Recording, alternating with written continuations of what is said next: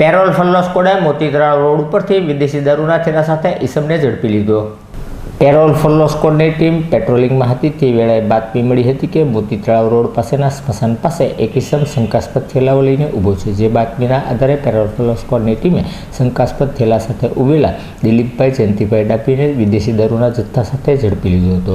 જેની પૂછપરછ કરતા આ દારૂ કિશનભાઈ ઉર્ફે ફુગી માધાભાઈ બારૈયાને આપવાનું હોવાનું જણાતા પોલીસે બંને ઈસમો વિરુદ્ધ ગુનો નોંધી ધોરણસરની કાર્યવાહી હાથ ધરી। फोटो मत बात थोड़ी सी काटी પછી હું ઓલું કરું વાહ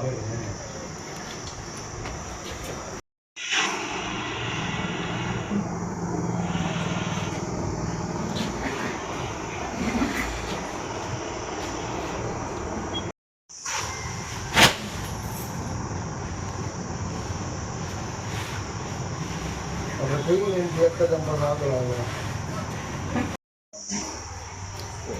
જોઈને પડી ગયો આપણે ફોટો